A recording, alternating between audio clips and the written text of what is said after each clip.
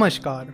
Stock market course for beginners में हमने stock market के बेसिक्स के बारे में समझा था, जैसे कि स्टॉक मार्केट कैसे काम करता है, कैसे स्टॉक मार्केट इन्वेस्टमेंट दूसरी इन्वेस्टमेंट मेथड से अलग होती है, आईपीओ क्या होता है, compounding, types of companies, investing करते समय क्या चीज़ें आपको फॉलो करनी चाहिए, क्या नहीं करना चाहिए, स्टॉक मार्केट में इन्वेस्ट करते वक्त होने वाली कॉमन मिस्टेक्स, इन जैसी कई सारी चीज़ों के बारे में हमने बात की थी।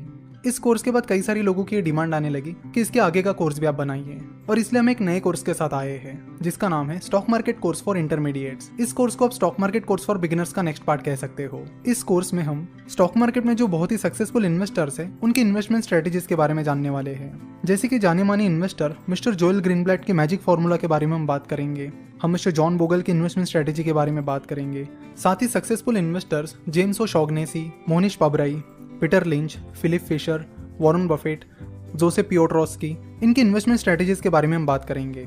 और साथ ही ये सारे इन्वेस्टर बहुत ही सक्सेसफुल इन्वेस्टर्स हैं जिन्होंने स्टॉक मार्केट से मिलियंस एंड बिलियंस डॉलर्स कमाए हैं। तो इन शॉर्ट इस कोर्स में हम रियल टाइम स्ट्रेटेजीज और उनके प्रैक्टिकल इम्प्लीकेशंस के बारे में समझेंगे। साथ ही ये भी समझेंगे कैसे मार्केट सिनेरियो वाइज आपको इन्वेस्टमेंट स्ट्रेटेजीज बदलनी होगी। इस कोर्स में हम एक दो स्ट्रेटेजी पर ही फोकस नहीं करने वाले, हम कई सारी स्ट्रेटेजीज के बारे में बात करेंगे और हर एक स्ट्रेटेजी की जो हिडन ब्यूटी है उसके बारे में हम बात करेंगे। साथ ही उस स्ट्रेटेजी के प्रॉज एंड कॉन्स के बारे में भी बात करेंगे। इन स्ट्रेटेजीज को समझने के बाद आपको पता चलेगा कि स्टॉक्स को कैसे पिक किया जाता है। और इन स्ट्रेटेजी को समझने का और एक फायदा ये है कि इन स्ट्रेटेजी के बेसिस पर आप अपनी खुद की स्ट्रेटेजी बना सकते हो। देखो, हर किसी की अलग अलग चॉइसेस होती है। कोई चीज अगर किसी और को बहुत अच्छे से सूट कर रही है तो शायद वो चीज आपको सूट ना करे। इसलिए जरूरी ये होता है कि अपनी रिक्वायरमेंट के हिसाब से अपनी स्ट्रेटेजी बनाना। तो एक बार आप सक्सेसफुल इन्वेस्टर्स की स्ट्रेटेजी सीख गए तो आप अपनी स्ट्रेटेजी बड़े आराम से बना सकोगे। तो अगर आपने stock market course for beginners complete कर लिया है या फिर आपको स्टॉक मार्केट के बेसिक्स आते हैं तो ये कोर्स आपके लिए आइडियल कोर्स है जो आपको एक स्टेप आगे ले जाएगा और स्टॉक मार्केट स्ट्रेटेजीज के बारे में सिखाएगा। साथ ही प्रैक्टिकल वर्ल्ड में इन्वेस्टमेंट कैसे चुनी जाती है, कंपनीज कैसे चुनी जाती है, इसके बारे में आपको अच्छी खासी नॉलेज मिल जाएगी, क्योंकि स्टॉक मार्केट इन्वेस्टमेंट में स्ट्रेटेजीज बहुत इंपॉर्टेंट होती है। Stock market course for intermediates के पहले पार्ट में आपका स्वागत है। तो इस कोर्स में हम बात करने वाले हैं अलग अलग सक्सेसफुल इन्वेस्टर्स के इन्वेस्टमेंट स्ट्रेटेजीज के बारे में, कि कैसे वो इन्वेस्ट करते हैं, कौन से क्राइटेरियाज है जिन्हें वो देखते हैं और उसके बेसिस पर इन्वेस्ट करते हैं। जो भी इन्वेस्टर होते हैं उनकी अलग अलग स्ट्रेटेजीज होती है जो उन्हें सूट करती है। तो हम शुरुआत करेंगे एक बहुत ही successful investor mister Joel Greenblatt से, और हम बात करेंगे उनके मैजिक फॉर्मूला के बारे में। अपनी एक स्ट्रेटेजी को उन्होंने नाम दिया है मैजिक फॉर्मूला, जो कि इन्वेस्टमेंट वर्ल्ड में काफी ज्यादा पॉपुलर है। चलो तो देखते हैं कि मिस्टर जोएल ग्रीनब्लैट का मैजिक फॉर्मूला क्या है और किस बेसिस पर वो अपनी इन्वेस्टमेंट करते थे। अगर मिस्टर जोएल ग्रीनब्लैट की बात की जाए तो वो एक वैल्यू इन्वेस्टर और हेज फंड मैनेजर थे। उन्होंने इन्वेस्टिंग पर कई सारे बुक्स भी लिखे हैं, जैसे कि the little book that still beats the market. 1985 में उन्होंने गोथम कैपिटल, जो कि उनका हेज फंड है, उसे शुरू किया और अगले 20 सालों में उन्होंने सालाना 37% का रिटर्न दिया है, जो कि अपने आप में एक बहुत बड़ी बात है। और सालाना 37% रिटर्न बहुत ही ज्यादा अच्छा रिटर्न है। और ये रिटर्न उन्होंने 1-2 सालों के लिए नहीं बल्कि कंसिस्टेंटली दिया है, यानी 20 सालों के लिए दिया है। मैजिक फॉर्मूला में अच्छी कंपनीज को ढूंढा जाता है जो सस्ते वैल्यूएशन पर अवेलेबल हो, यानी अच्छी कंपनीज और सस्ता वैल्यूएशन, ये दोनों चीजें मैजिक फॉर्मूला में देखी जाती है। मैजिक फॉर्मूला की टोटल 6 स्टेप्स है। चलो तो इन्हें स्टेप वाइज समझ लेते हैं। पहली स्टेप ये है कि आपको मैजिक फॉर्मूला उन्हीं कंपनीज पर अप्लाई करना है जिनका मार्केट कैपिटलाइजेशन 5 से 10,000 करोड़ के ऊपर है। आप बहुत ही छोटी कंपनीज पर मैजिक फॉर्मूला अप्लाई नहीं कर सकते। तो मैजिक फॉर्मूला अप्लाई करते वक्त मैजिक फॉर्मूला का ये पहला क्राइटेरिया हमेशा अपने दिमाग में रखें। जैसे कि हमने पहले ही बात की थी कि ये कोर्स बिगिनर्स के लिए नहीं है। सो अगर आपको मार्केट कैपिटलाइजेशन क्या होता है ये पता नहीं है तो पहले आप मार्केट कैपिटलाइजेशन का वीडियो देख लीजिए। आप YouTube पे मार्केट कैपिटलाइजेशन और सामने फिनोवेशंस टाइप कीजिए, जिसके बाद आपको मार्केट कैपिटलाइजेशन मिल जाएगा। सेकंड क्राइटेरिया ये है कि मैजिक फॉर्मूला बैंकिंग और फाइनेंशियल सेक्टर की कंपनीज पर अप्लाई नहीं करना है। अब आते हैं थर्ड और फोर्थ क्राइटेरिया पे, जो कि इस मैजिक फॉर्मूला के मेन क्राइटेरियाज है। थर्ड क्राइटेरिया ये है कि उस कंपनी की अर्निंग यील्ड ज्यादा होनी चाहिए, और फोर्थ क्राइटेरिया ये है कि उस कंपनी का ROC that is return on invested capital ज्यादा होना चाहिए। अब अर्निंग यील्ड ज्यादा है या नहीं ये कैसे पता करें, तो उसका फॉर्मूला भी मिस्टर जोएल ग्रीनब्लैट ने दिया है। अर्निंग यील्ड का फॉर्मूला जो उन्होंने दिया है वो ये है कि EBIT that is earning before interest and tax divided by enterprise value. कई बार ऐसा होता है कि अलग अलग इंडस्ट्रीज के टैक्सेशन अलग अलग होते हैं, इसलिए मिस्टर जोएल ग्रीनब्लैट ने नेट प्रॉफिट लेने की बजाय EBIT that is earning before interest and tax, जिसे आप profit before interest and tax भी कह सकते हैं, वो लिया है। Earning before interest and tax ये चीज आपको कंपनी के प्रॉफिट एंड लॉस स्टेटमेंट में मिल जाएगी। उसके बाद अब बारी आती है एंटरप्राइज वैल्यू की। तो एंटरप्राइज वैल्यू कैसे निकालते हैं, तो एंटरप्राइज वैल्यू का सिंपल फॉर्मूला है market capitalisation plus total debt minus cash and cash equivalents. Market capitalisation हमें तुरंत मनी कंट्रोल से मिल जाएगा। फॉर एग्जांपल अगर हमें TCS that is Tata consultancy services की एंटरप्राइज वैल्यू निकालनी है तो सबसे पहले हमें मार्केट कैपिटलाइजेशन पता करना होगा, जो कि मनी कंट्रोल से पता करेंगे। तो moneycontrol.com पर जाकर आप TCS सर्च कर लीजिए। उसके बाद यहाँ पर आपको उसका मार्केट कैपिटलाइजेशन मिलेगा, जो कि फिलहाल 7,97,137 करोड़ है। उसके बाद आप उसमें डेट को ऐड कर लीजिए।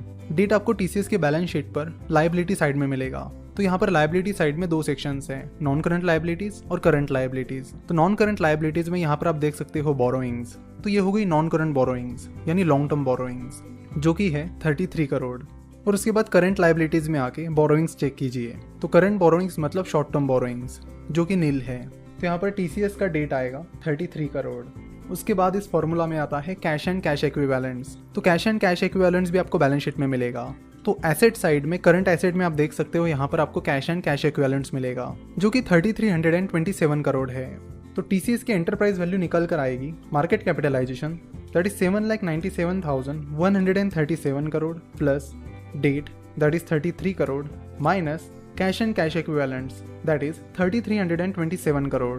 तो TCS की एंटरप्राइज वैल्यू निकल कर आई है 7,93,843 करोड़।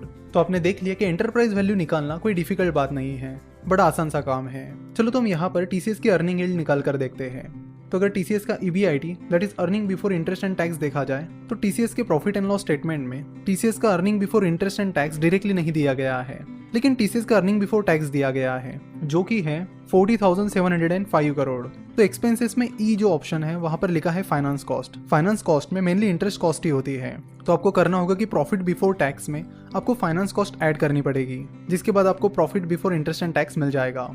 सो let's do that. So TCS का प्रॉफिट बिफोर टैक्स है 40,705 करोड़ प्लस फाइनेंस कॉस्ट है 170 करोड़। तो टोटल निकल कर आती है 40,875 करोड़, जो कि TCS का earning before interest and tax है।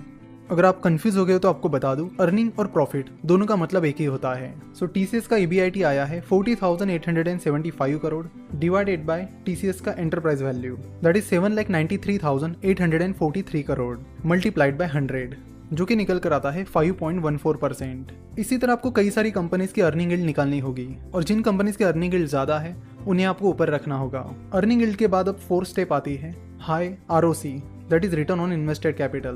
तो रिटर्न ऑन इन्वेस्टेड कैपिटल का फॉर्मूला है EBIT that is earning before interest and tax divided by capital employed. अब EBIT कैसे ढूंढना है ये तो हमें पता है, तो अब हम बात करेंगे कि कैपिटल एम्प्लॉयड कैसे पता करें। तो कैपिटल एम्प्लॉयड का फॉर्मूला है non current assets plus current assets minus current liabilities, और ये सारी चीजें आपको कंपनी की बैलेंस शीट में दिखेगी।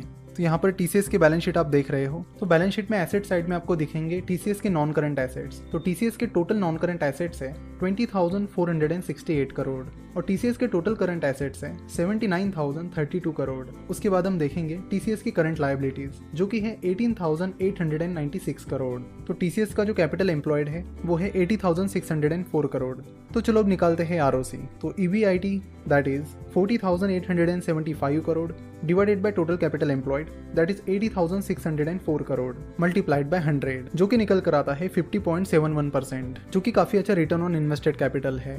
तो इसी तरह आपको बाकी कंपनीज का भी ROC निकालना है, और जिन कंपनीज का रिटर्न ऑन इन्वेस्टेड कैपिटल ज्यादा है उनको आपको ऊपर रखना है, और फिर वो कंपनीज जिनकी अर्निंग यील्ड और रिटर्न ऑन इन्वेस्टेड कैपिटल दोनों काफी ज्यादा है, ऐसी 20-25 कंपनीज में आपको इन्वेस्ट करना है। मिस्टर जोएल ग्रीनब्लैट कहते हैं कि 20-25 कंपनीज इसलिए क्योंकि आपका रिस्क डाइवर्सिफाइड हो जाए। तो इस तरह आपको मैजिक फॉर्मूला अप्लाई करना है। मैजिक फॉर्मूला के और भी 2 क्राइटेरियाज हैं जिन्हें हम नेक्स्ट पार्ट में कवर करेंगे।